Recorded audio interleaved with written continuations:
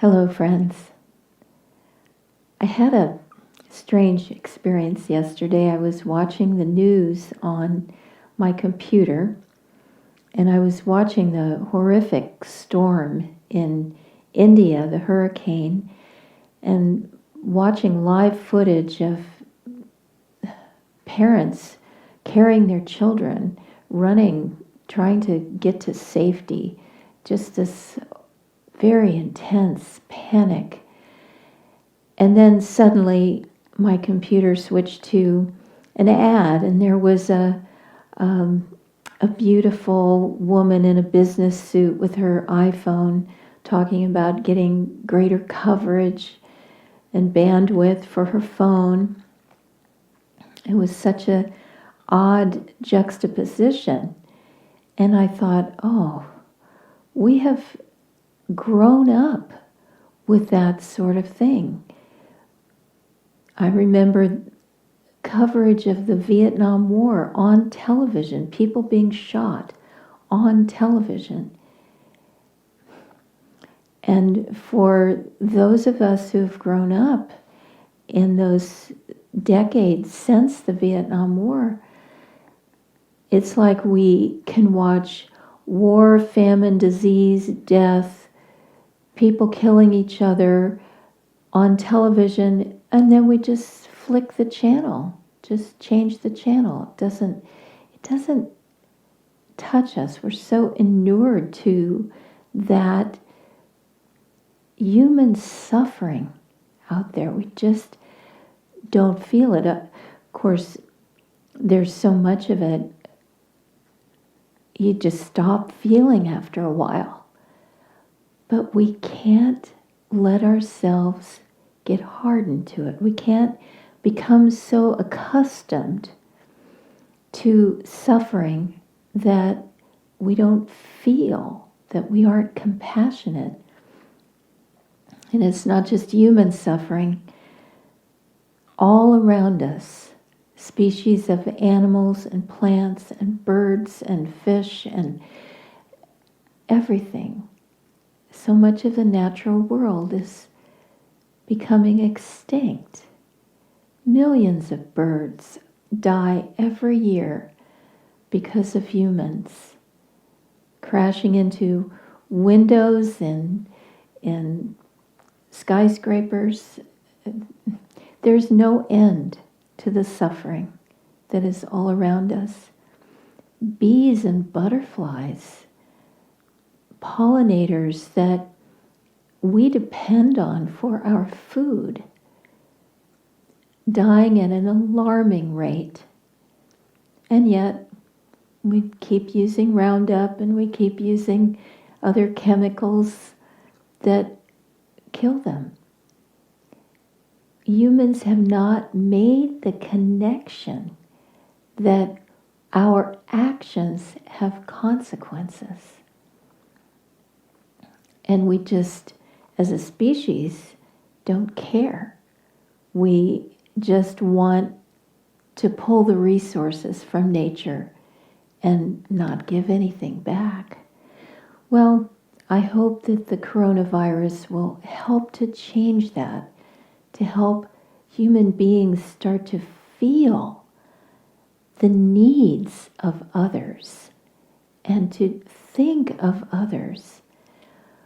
We as a species need to evolve past the selfishness that has been a hallmark of our species. We need to soften our hearts.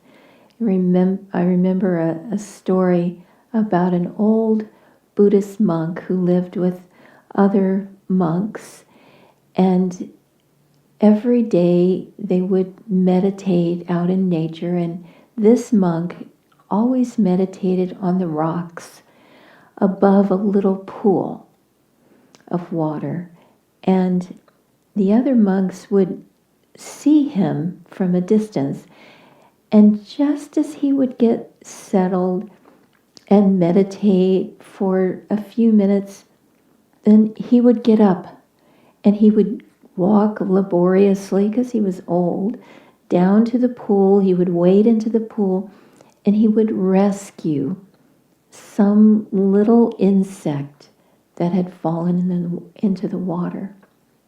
And he would carry it out to the rocks. And then he would go back up, try to sit to meditate. And just as he was getting meditative, there would be another little insect. And he would go and save that one too. Well, finally, the younger monks just had had enough of this. And they said to him, "Why don't you just close your eyes? Why don't you find another place away from the pool? You're not getting any meditation done. You're just rescuing these insects." And he listened very politely to what they all had to say. And then he said, "Well, how can I meditate on infinite compassion when there's so much suffering right in front of my eyes?" And the monks had nothing more they could say. They couldn't answer that. We need to have infinite compassion. But how can we do that? We have to rout out selfishness from our own hearts first.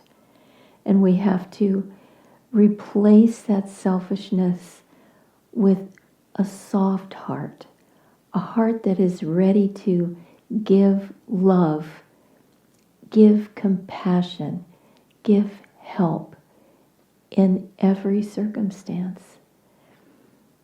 And that doesn't mean putting ourselves in grave danger to do it all the time. I'm thinking of a story that I read in, I believe it was Durga Mata's book, or yes, maybe that.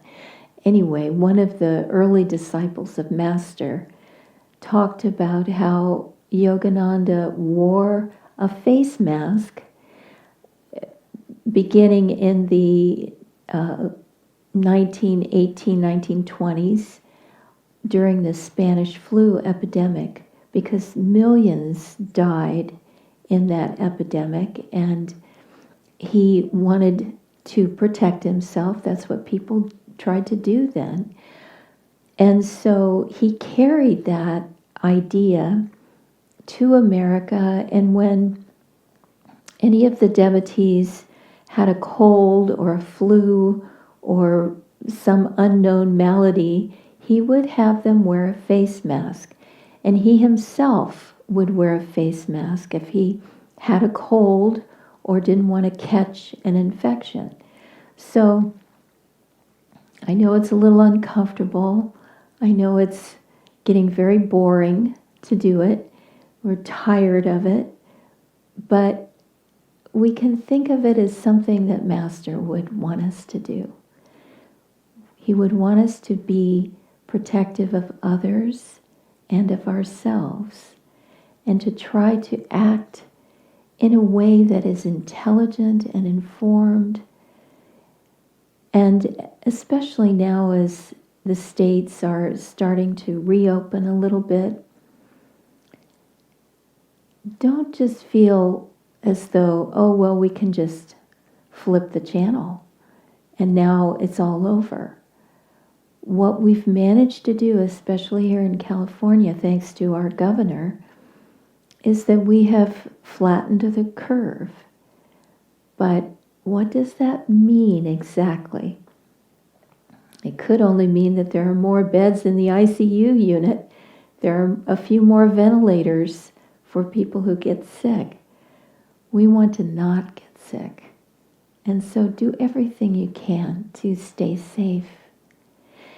And as we go about this spiritual process of pulling the weeds of selfishness from our hearts and striving for super consciousness, I've been thinking about this so much and thinking there would be no fear, there would be no pain, there would be no suffering if I were in super consciousness. I just need to get there, And then it will be the pain-free state of yoga. And we all want to get there, and we all will get there, one step at a time. But I thought I would read this passage from the Bhagavad Gita, which inspires me and gives me hope, and it also outlines a good path for us. This is Krishna, the Lord, speaking to Arjuna as every devotee. So this is God speaking to us. Cling thou to me, clasp me with heart and mind, so shalt thou dwell surely with me on high.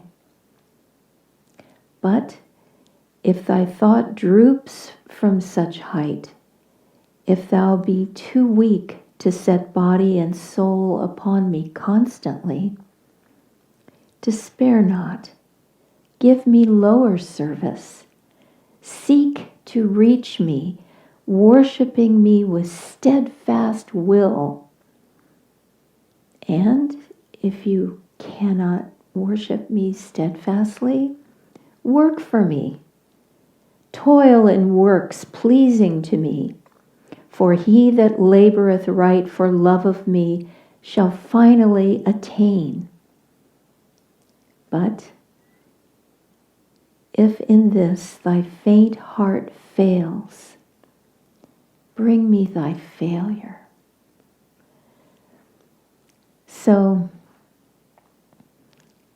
if we find selfishness in our hearts, if we find anger or fear or contempt or hatred or any of those things that we don't want in ourselves because they create more and more pain for us, when we find one of those things, give it to God.